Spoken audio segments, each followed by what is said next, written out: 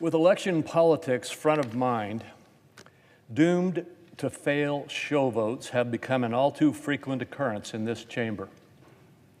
But there is no more obvious show vote than the one scheduled to happen today, immediately before the August recess. In today's attempt to score political points, the Democrats are moving to a bill, H.R. 7024, that has been languishing for 6 months in the hopes of fabricating a narrative that Republicans don't support small business, children, or alleviating poverty. However, if my Democrat colleagues were serious about delivering relief to small businesses and working families, they would have worked out a solution with Senate Republicans in earnest on a pathway that would gain broad support from our members. While there are plenty of provisions in this bill that my colleagues and I support, the proponents have known this since before it was released, that Senate Republicans would need to change the bill in order to gain substantial bipartisan support. It is now August, and it has been months since any real attempt at outreach or engagement has taken place, which suggests that my colleagues are not actually serious about passing a bill, but are instead focused on election year messaging. There is plenty of evidence that today's theatrics are clearly posturing. First, there are several components of the bill that are non-controversial and have overwhelming bipartisan support, like disaster tax relief and double tax relief provisions on activity between the United States and Taiwan. That some Democrats have chosen to block these bills, including providing needed tax relief to fire and hurricane victims, to prove a point demonstrates true cynicism. In the same vein, Democrats claim that Republicans are abandoning small businesses by not passing this bill. But it is Democrats who have held the R&D expensing hostage for years. Republicans have shown time and again their desire to pass R&D expensing, including in an overwhelming 90-5 motion led by Senator Young back in 2022. Yet Democrats continue to block efforts to pass it. If Democrats were serious about helping small businesses, they would stop using them as a political football. Members are also aware of the recent data on fraud in the Employee Retention Tax Credit, or ERTC, program.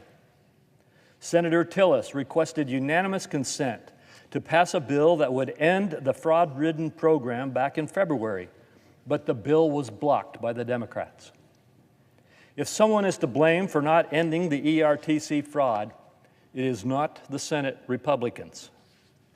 Democrats knew the bill couldn't pass the Senate in time for this tax filing season, but now they want to make changes long after tax filers have filed their 2023 tax returns and received their refunds. This bill would require the IRS to reprocess millions of 2023 taxpayer returns.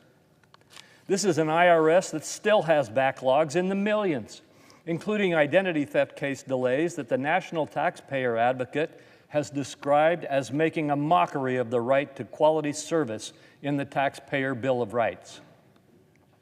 If Democrats were serious about providing taxpayer relief, they would not pile additional work on the IRS that still cannot carry out basic taxpayer services.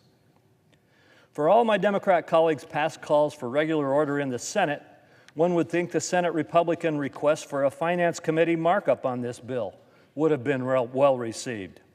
Instead, those requests, which began in January, have continued to go ignored. Instead of moving through regular order and engaging my colleagues and me, the bill's proponents have used the better part of this year on a public pressure campaign littered with misinformation. That is unfortunate because the bill does get a lot of things right.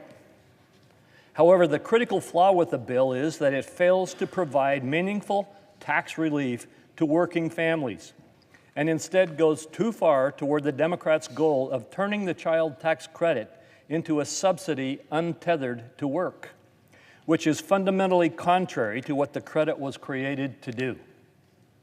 For those who accuse Republicans of not caring about children, I would remind my colleagues that it was the Republicans who created the child tax credit. It was intended to provide tax relief to working families. Yet more than $30 billion of the cost to expand the child tax credit in this bill, about 91% of the money in this bill for the child tax credit, would go to individuals who pay no income tax. That isn't tax relief, it's a subsidy. And the bill's child tax credit provisions treat working family taxpayers as an afterthought.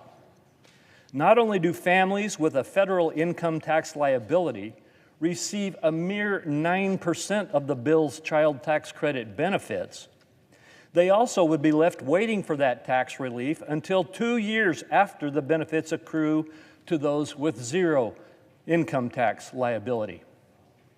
I've raised these concerns repeatedly before the bill was released. Unfortunately, by merely questioning the ratio skewed toward subsidies and asking whether working families should receive more tax relief, I and other Senate Republicans have been maligned for not caring about children and alleviating poverty. While Senate Republicans have also been accused of playing politics, the timing of today's vote, coupled with the lack of meaningful engagement since January to reach a compromise, confirms that the strategy was always a take-it-or-leave-it proposition in the Senate. If my Democrat colleagues want to show that they are serious about supporting small businesses, providing disaster tax relief, alleviating double taxation on activity between the United States and Taiwan, and eliminating fraud in the ERTC program, all bipartisan proposals, then I call on them to separately pass Senator Young and Senator Hassan's bipartisan American Innovation and Jobs Act that would reinstate R&D expensing, the bipartisan Federal Disaster Tax Relief Act of 2024, the bipartisan and bicameral U.S.-Taiwan Expedited Double Tax Relief Act, and Senator Tillis's bill to end the ERTC program. On the child tax credit, it bears repeating that Republicans, the ones who I've already said created the child tax credit, doubled that child tax credit from $1,000 to $2,000 in 2017 for the Tax Cuts and Jobs Act, and provided additional help to low-income families by lowering the phase-in floor and increasing the refundability of the credit. And that doubled child tax credit is still law. It has not expired. It is still in full force and effect.